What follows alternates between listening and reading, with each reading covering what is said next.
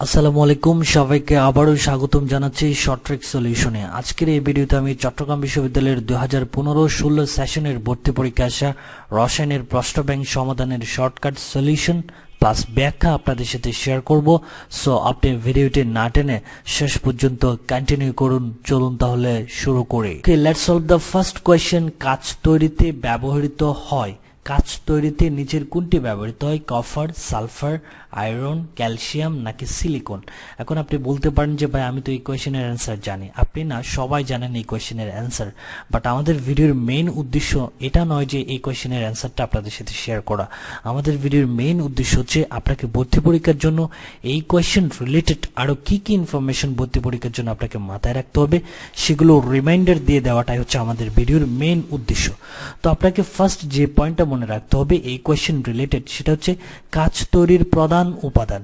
কাঁচ তৈরির প্রধান উপাদানগুলো আপনাকে অবশ্যই মাথায় রাখতে হবে বা মুখস্থ রাখতে হবে ভর্তি পরীক্ষার জন্য। কাঁচ তৈরির প্রধান উপাদান হচ্ছে সিলিকন, যেটা কম্পাউন্ডটা হচ্ছে সিলিকন ডাইঅক্সাইড। 70 থেকে 75% সিলিকন ডাইঅক্সাইড ব্যবহার করা হয় কাঁচ তৈরির প্রধান উপাদান হিসেবে। ওকে, এবং পাশাপাশি চুন বা চুনাপাথর আর হচ্ছে সোডিয়াম কার্বনেট। সোডিয়াম কার্বনেটটা এটা আমরা সবাই জানি সোডা অ্যাশ নামেও পরিচিত। এই জিনিসটা একটু রিমাইন্ড দিয়ে দিচ্ছি আপনাকে। সোডিয়াম কার্বনেট এটা সোডা অ্যাশ নামে পরিচিত। তারপরে আমরা দেখলাম কাঁচ তৈরির প্রধান উপাদান সমূহ হচ্ছে সিলিকন ডাইঅক্সাইড, চুন বা চুনাপাথর। চুন হচ্ছে ক্যালসিয়াম অক্সাইড, চুনাপাথর হচ্ছে ক্যালসিয়াম কার্বনেট, এটাও মনে রাখবেন। আর হচ্ছে সোডিয়াম কার্বনেট। সোডিয়াম কার্বনেটটা সোডা অ্যাশ নামে পরিচিত। আর কাঁচ তৈরির প্রধান উপাদান হিসেবে সবচেয়ে বেশি ব্যবহৃত হচ্ছে সিলিকন ডাইঅক্সাইড। এই জিনিসগুলো আপনাকে রিমাইন্ডার দিয়ে দেওয়াটাই হচ্ছে আমাদের ভিডিওর মেইন লক্ষ্য। দেন নেক্সট যে পয়েন্ট আপনাকে মনে রাখতে হবে সেটা হচ্ছে রঙিন কাঁচ তৈরির উপাদান কোনগুলা, অর্থাৎ রঙিন কাঁচ তৈরিতে নিচের কোনটা ব্যবহৃত হয়, বা এই টাইপের কোয়েশ্চেনগুলো সলভ করার জন্য আপনাকে রঙিন কাঁচ তৈরির প্রধান উপাদানগুলো মাথায় রাখতে হবে। মনে রাখবেন cuprous oxide, ferrous oxide, ferric oxide, chromium oxide, nickel oxide, এগুলো হচ্ছে কাঁচ তৈরির প্রধান উপাদান। অর্থাৎ রঙিন কাঁচ তৈরিতে এই অক্সাইডগুলো ব্যবহৃত হয়, এগুলো আপনাকে অবশ্যই মনে রাখতে হবে। দেন থার্ড যে পয়েন্টটা আমি আপনাকে রিমাইন্ড করিয়ে দিতে চাচ্ছি সেটা হচ্ছে গ্লাস ক্লিনারে, এই যে গ্লাস ক্লিনারে গ্রিজের দ্রাবক রূপে অ্যামোনিয়ার ক্ষার দ্রবণ ব্যবহৃত হয়। অ্যামোনিয়া, NH3, অ্যামোনিয়ার ক্ষার দ্রবণ ব্যবহার করা হয় কিসে? গ্লাস ক্লিনারে গ্রিজের দ্রাবক রূপে। অর্থাৎ এই জিনিসটা দিয়ে যে জিনিসটা বোঝাতে চাচ্ছি সেটা হচ্ছে গ্লাস ক্লিনারে সোডিয়াম হাইড্রোক্সাইড ব্যবহার না করে অ্যামোনিয়ার দ্রবণ কি করা হয়? ব্যবহার করা হয়। অর্থাৎ গ্লাস ক্লিনারে সোডিয়াম হাইড্রোক্সাইড ব্যবহার করা হয় না, ব্যবহার করা হয় হচ্ছে অ্যামোনিয়ার দ্রবণ। এখন আপনি আস্ক করতে পারেন তাহলে গ্লাস ক্লিনার এই যে সোডিয়াম হাইড্রোক্সাইডটা কোথায় ব্যবহার করা হয়? সোডিয়াম হাইড্রোক্সাইডটা মূলত ব্যবহার করা হচ্ছে টয়লেট ক্লিনারে। অর্থাৎ টয়লেট ক্লিনারে সোডিয়াম হাইড্রোক্সাইড ব্যবহার করা হয়, বাট গ্লাস ক্লিনারে কিন্তু সোডিয়াম হাইড্রোক্সাইড ব্যবহার করা হয় না। গ্লাস ক্লিনারে ব্যবহৃত হচ্ছে অ্যামোনিয়ার ক্ষার দ্রবণ। আশা করি আপনি আমার ডিসকাশনটা বুঝতে পেরেছেন। আপনাকে এই যে এই কোয়েশ্চেনের পাশাপাশি আপনাকে এই রিলেটেড ইনফরমেশনগুলো মনে করিয়ে দেওয়াটাই হচ্ছে আমাদের ভিডিওর মেইন উদ্দেশ্য। আশা করি আপনি আমাদের ডিসকাশনটা বুঝতে পেরেছেন।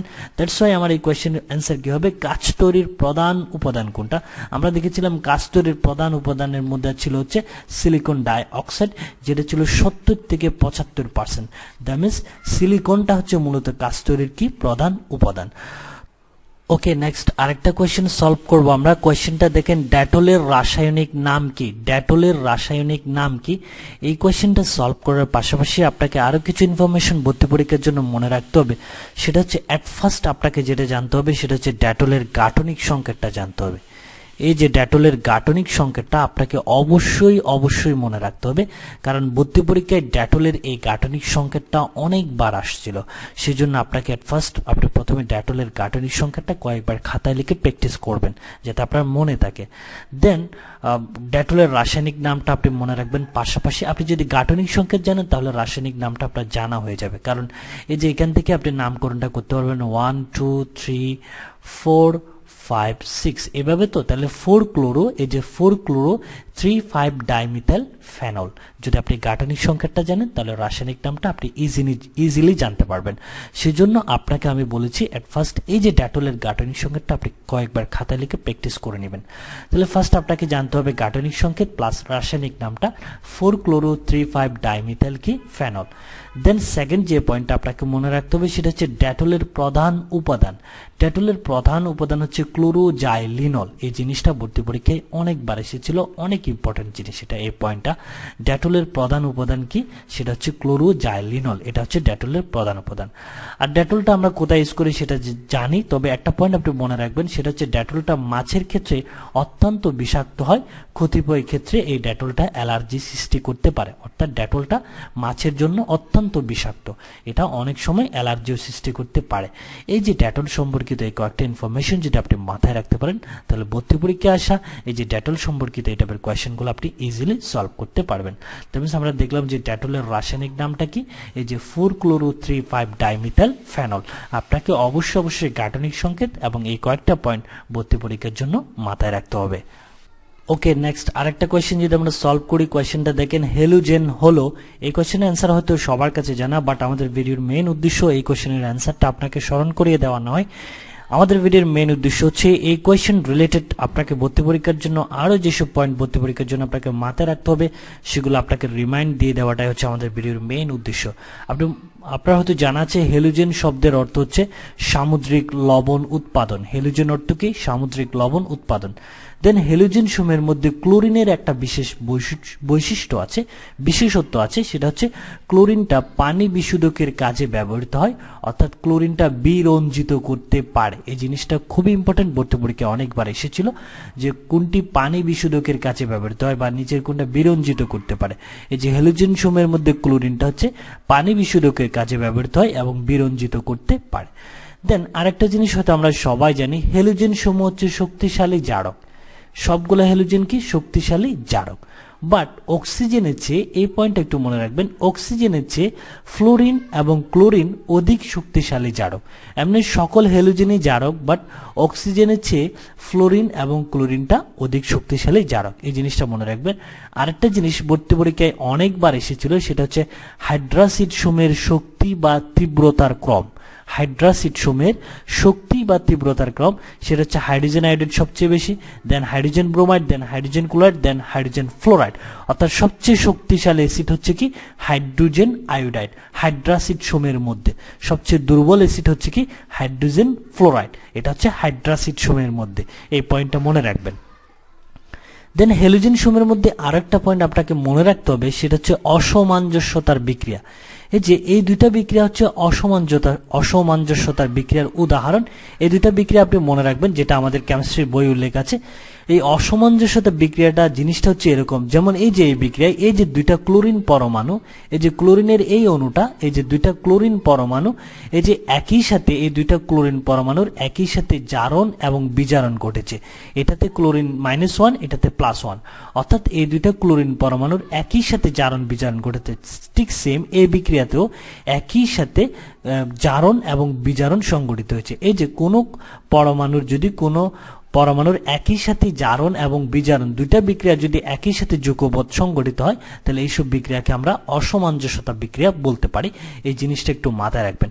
আরো কয়েকটা জিনিস আপনি মনে রাখতে পারেন, যেমন হ্যালোজেন সমূহের মধ্যে ফ্লোরিনটা হচ্ছে গ্যাস, ফ্লোরিন এবং ক্লোরিন এই দুইটা হচ্ছে গ্যাস, ব্রোমিনটা হচ্ছে তরল, আয়োডিনটা হচ্ছে কি কঠিন। আয়োডিন এবং অ্যাস্টাটিন এই দুইটা হচ্ছে কঠিন, ব্রোমিনটা তরল, ফ্লোরিন এবং ক্লোরিন গ্যাস। ফ্লোরিন এবং ক্লোরিন দুইটাই হলুদ গ্যাস, বাট ফ্লোরিনটা হচ্ছে পিকে হলুদ গ্যাস আর ক্লোরিনটা হচ্ছে সবুজাভ হলুদ গ্যাস। এই দুইটা জিনিস মনে রাখবেন। এই যে ব্রোমিনটা আমি বললাম তরল, সেটা হচ্ছে কি লাল বর্ণের তরল, অর্থাৎ কালারটা আপনি মনে রাখবেন।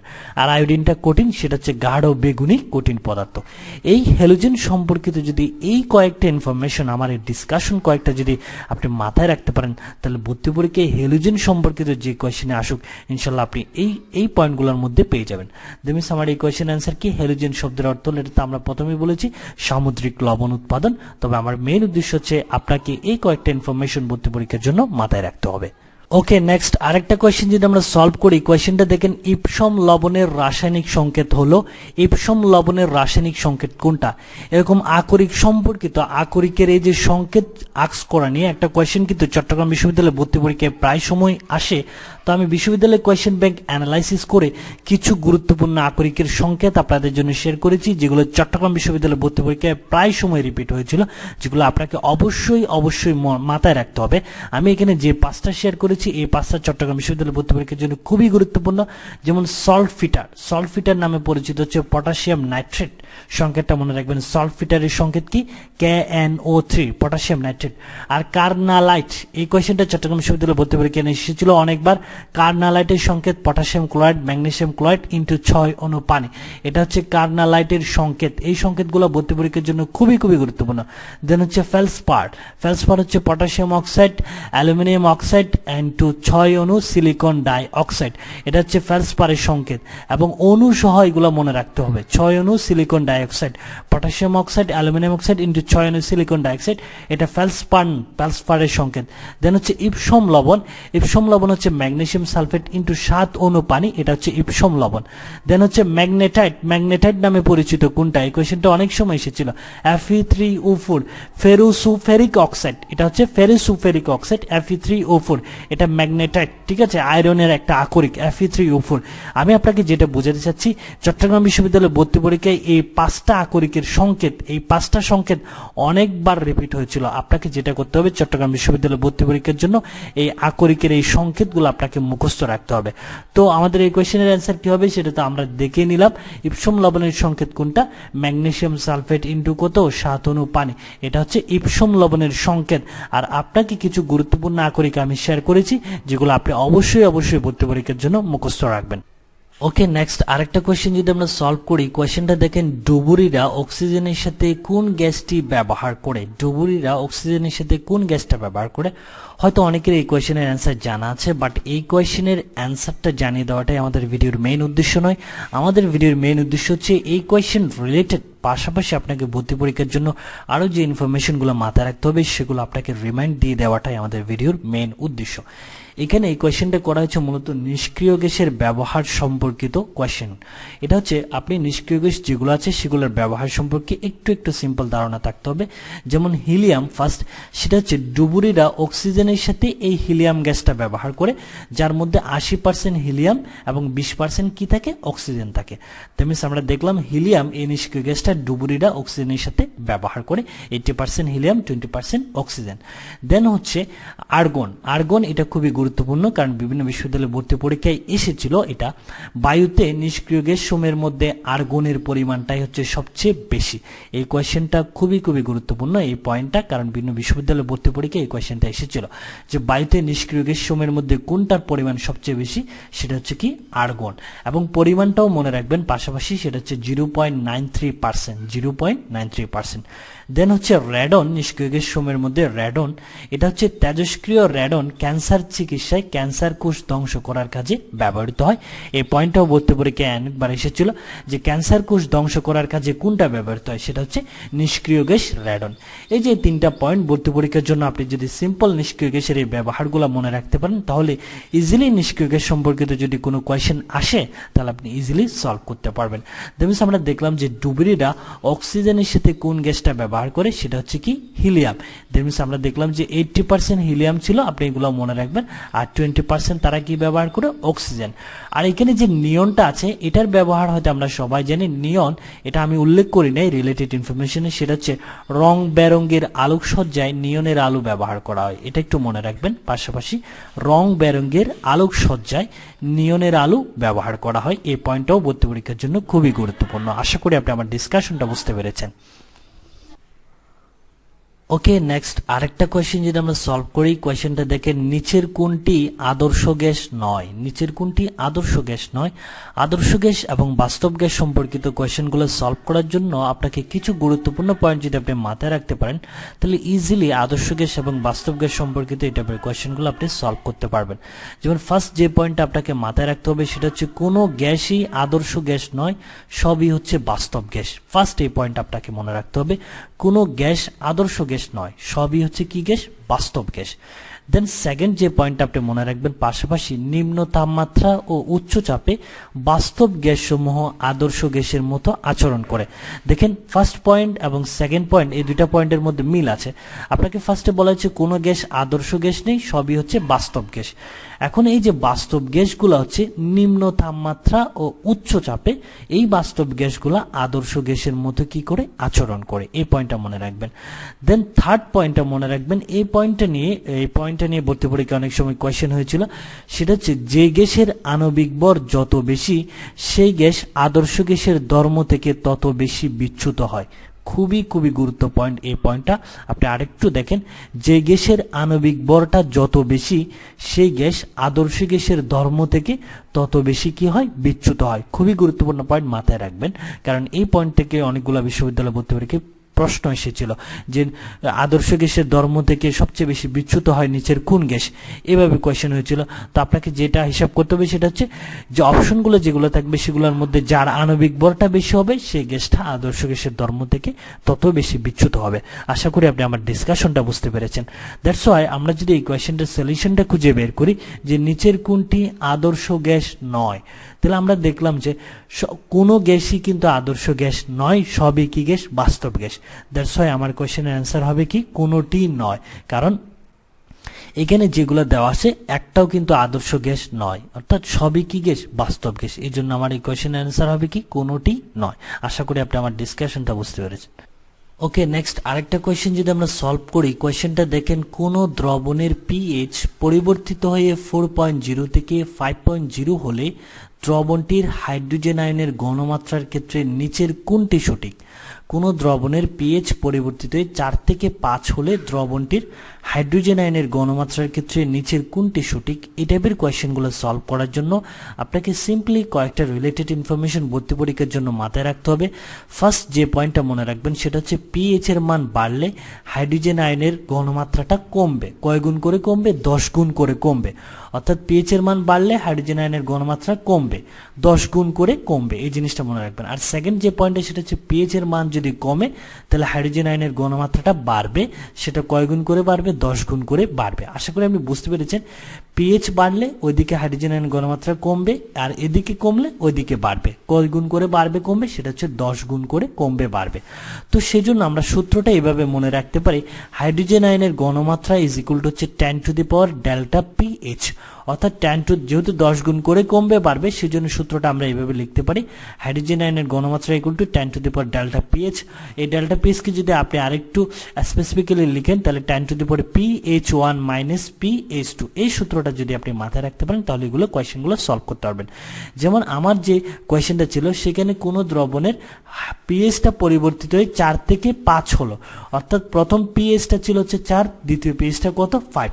তো আমরা লিখতে পারি এখানে এই সূত্রে, এই যে ফার্স্ট PH1টা ছিল হচ্ছে কত? 4, দেন পরিবর্তিত হয়ে PH2টা কত হলো? 5। এই যে 4 এবং 5 এর মানটা আপনি সিম্পলি এই সূত্রে বসিয়ে দেন, তাহলে 10 টু দি পাওয়ার 4 মাইনাস 5, তার মানে কত দাঁড়াচ্ছে? tan ইনভার্স কত? 1। এই যে tan ইনভার্স 1, এখানকার স্পেসিফিক বিবৃতিটা আপনি বুঝবেন এইভাবে, এই যে এই দুইটা পয়েন্ট মনে রাখবেন। যদি এখানে সূত্র অ্যাপ্লাই করার পরে নেগেটিভ মান আসে তাহলে ঘনমাত্রাটা হ্রাস পাবে, দেখেন, আর যদি পজিটিভ মান আসে তাহলে ঘনমাত্রাটা বাড়বে। তো এখন দেখেন আমরা যে কাজটা করার পরে আমার যে মানটা আসলো সেটা হচ্ছে tan ইনভার্স 1, অর্থাৎ নেগেটিভ মান আসছে। নেগেটিভ মান আসলে মনে রাখবেন ঘনমাত্রাটা কি পাবে? হ্রাস পাবে, অর্থাৎ ঘনমাত্রা কমে যাবে। এখন কত গুণ কমে যাবে? ওই মাইনাস বাদ দিয়ে আর যেটা আছে সেটা হিসাব করবেন, তাহলে মাইনাস বাদ দিলে আর থাকে কত? 10 to the power 1। 10 to the পাওয়ার 1 মানে কত? 10। অর্থাৎ দেখেন স্পেসিফিক জিনিসটা হচ্ছে যদি মাইনাস আসে তাহলে ঘনমাত্রাটা কমবে। এখন কত গুণ কমবে সেটা হচ্ছে মাইনাস বাদ দিয়ে আর বাকি যেটা আছে সেটা কাউন্ট করবেন। যেমন এখানে 10 টু দি পাওয়ার 1 মানে হচ্ছে 10, তার মানে এখানে 10 গুণ করে ঘনমাত্রা হ্রাস পাবে, অর্থাৎ 10 গুণ ঘনমাত্রা হ্রাস পাবে, অর্থাৎ 10 গুণ ঘনমাত্রাটা কমে যাবে। আশা করি আপনি আমার ডিসকাশনটা বুঝতে পেরেছেন। দ্যাটস ওয়াই আমার এই কোয়েশ্চেনের অ্যান্সার কি হবে? যে 10 গুণ কি হবে? কমে যাবে, হাইড্রোজেনের ঘনমাত্রা 10 গুণ কমে যাবে। তবে আমি এত কিছু ডিটেলস বুঝিয়েছি, যদি আপনি এগুলো বুঝেন তাহলে ইজিলি এখান থেকে কাজটা করে দিতে পারবেন। সেটা হচ্ছে আগে 4 ছিল এখন 5, সবসময় tan হিসাব করবেন যেহেতু 10 গুণ করে কমে বাড়ে। আগে 4 ছিল এখন 5, তাহলে 4 মাইনাস 5, তার মানে কত হচ্ছে? tan ইনভার্স 1, যেহেতু মাইনাস আসছে কমে যাবে, কয় গুণ কমে যাবে? 10 টু দি পাওয়ার 1, 10 গুণ কমে যাবে। যদি জানেন তাহলে এইভাবে হিসাব করতে পারবেন, তবে তার আগে আপনাকে স্পেসিফিক এই ডিটেলসটা মাথায় রাখতে হবে। আশা করি আপনি আমার ডিসকাশনটা বুঝতে পেরেছেন। ওকে, নেক্সট আরেকটা কোয়েশ্চেন যদি আমি সলভ করি, কোয়েশ্চেনটা দেখেন 25 ডিগ্রি সেলসিয়াস তাপমাত্রায় 100 সেন্টিমিটার কিউব দ্রবণে 5.85 গ্রাম সোডিয়াম ক্লোরাইড দ্রবীভূত আছে, দ্রবণটির মোলারিটি কত? চট্টগ্রাম বিশ্ববিদ্যালয়ের একটা বিশেষত্ব আমি যেটা দেখলাম প্রশ্ন ব্যাংক সলভ করতে গিয়ে, এই যে মোলারিটি সংক্রান্ত একটা কোয়েশ্চেন কিন্তু ভর্তি পরীক্ষায় প্রায় সময় হয়। তো আমি এগুলার কোয়েশ্চেন সলভ করতে গিয়ে অনেকবার বিভিন্ন ট্রিক্স আপনাদের সাথে শেয়ার করেছি। যে ট্রিক্সটা সবচেয়ে বেশি বলেছি সেটা হচ্ছে মোলারিটি নির্ণয়ের ক্ষেত্রে আপনাকে দুইটা জিনিস খেয়াল করতে হবে। একটা হচ্ছে W/B এর এককটা যদি গ্রাম পার লিটারে থাকে তখন সেক্ষেত্রে মোলারিটি নির্ণয় সূত্র S = W/MB এই সূত্রটা অ্যাপ্লাই করতে বলেছিলাম। অর্থাৎ দ্রবীভূত দ্রবের ভরটা যদি গ্রামে থাকে, আয়তনটা যদি লিটারে থাকে, তাহলে আপনি মোলারিটি নির্ণয়ের জন্য এই সূত্রটা অ্যাপ্লাই করতে আমি বারবার বলেছিলাম। আরেকটা বলেছিলাম হচ্ছে W/D এর এককটা যদি গ্রাম মিলিলিটারে থাকে, অর্থাৎ একটা হচ্ছে লিটার আর একটা হচ্ছে গ্রাম মিলিলিটারে থাকে, তাহলে সেই ক্ষেত্রে আমি আপনাকে S = 1000 W/MB এই সূত্রটা অ্যাপ্লাই করতে বলেছিলাম। এই দুইটা জিনিস আমি আপনাকে রিমাইন্ড করে নিয়ে মোলারিটি সংক্রান্ত এই টাইপের কোয়েশ্চেনগুলো সলভ করেছিলাম। তো আমাকে যে কোয়েশ্চেনটা দেওয়া আছে সেটা দেখেন, 25 ডিগ্রি সেলসিয়াস তাপমাত্রায় 100 সেন্টিমিটার কিউব দ্রবণে 5.85 গ্রাম সোডিয়াম ক্লোরাইড দ্রবীভূত আছে। অর্থাৎ দ্রবীভূত দ্রবের ভর W এর মানটা দেওয়া হচ্ছে 5.85 গ্রাম, অর্থাৎ W এর এককটা গ্রামে আছে, কিন্তু আয়তনটা দেখেন আছে সেন্টিমিটার কিউব। B এর মানটা দেওয়া আছে কিন্তু 100 সেন্টিমিটার কিউব। তো আপনাকে যেটা করতে হবে, এই যে আমি বলেছিলাম সূত্র অ্যাপ্লিকেবল করার জন্য আপনাকে B এর এককটা হয় লিটারে নিতে হবে, না মিলিলিটারে নিতে হবে। হয় লিটারে নিতে হবে, না হয় কিসে নিতে হবে, মিলিলিটার নিতে হবে। তো আমার কোয়েশ্চেনে কিন্তু B এর মানটা সেন্টিমিটার কিউব আছে।